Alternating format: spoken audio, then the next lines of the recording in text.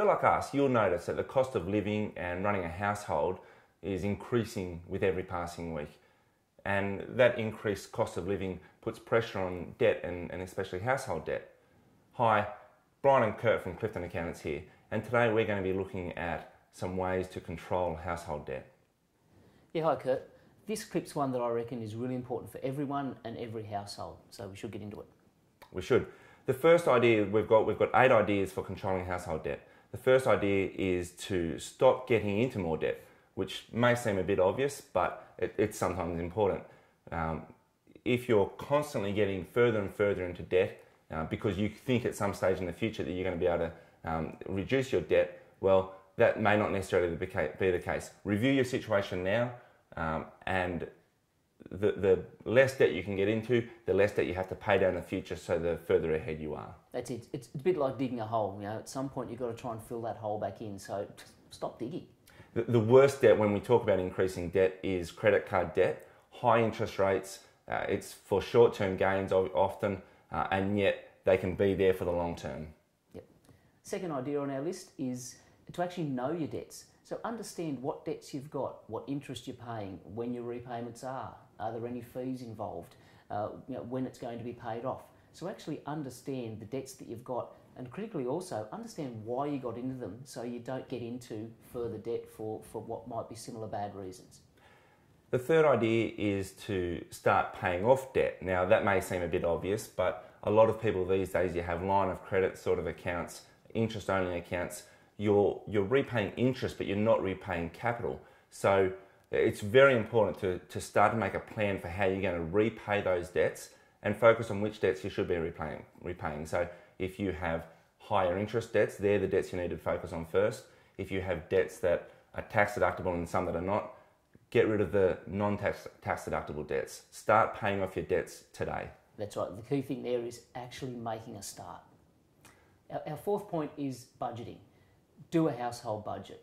Spend some time on this, really get critical on your expenses and realistic at the same time, but sit down and actually prepare a household budget so you know what your income is, and importantly, you know exactly where all your money's going to, so that you can find those hidden or those bits that are being leaked because you actually just spend the money, you don't realise where it's quite going. The budget will highlight those things from bank statements and receipts and invoices, so you actually know what your expenses are and what your living costs are. It's funny, one of the most common questions we get as accountants is, where's the money? We say to someone, this is your income for the year, and they say, where's the money? Which just shows there's a lack of understanding of what people are spending day to day, and without a budget, you're not going to know that. So know your budget. It means you can know what you are spending and you can make decisions and informed decisions about what you want to be spending money on and what you need to be cutting out your spending on. Yeah, we've actually done a specific clip on budgeting. If you go to our website, cpaaccountants.com.au, and search for budgeting, there's a specific clip there and some worksheets as well that'll really help you get on the way to getting that sorted out. The next point is to think of money as a commodity. So you are paying someone else, you're using someone else's money. There's a cost to that, and you need, I guess, with knowing that, do you need to spend that money? Do you really need what you're going to buy the money with, or is it more of a luxury spend? Really view money in a critical way as a commodity. Look at the cost of getting that money and make decisions as to whether that's what you want to be doing. Yep, for sure. Our sixth point is to use the advice of professionals. Generally, people got into their money troubles and into their debt problems all on their own. They didn't have help to get into the debt. So it might mean that you need the help of external professionals to actually help you get out of it. People like us at Clifton's.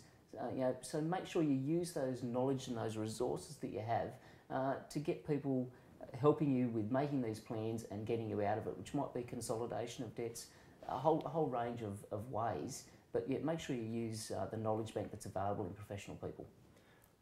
Our second last idea is to be in control. Now, the reality is that only you can change yourself, and you're the one responsible for being in control of your own spending, of your own household debt.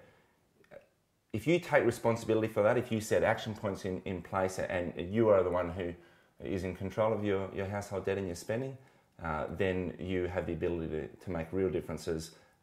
And realistically, at the end of the day, you look in the mirror and say to yourself, am I going to do this? Can I make a difference? And if you do that and you're real with yourself, you will make a difference. That's it. And our eighth and final point is to actually celebrate when you've had wins. So if you've set yourself your schedule and your goals for paying off your debts, actually celebrate them.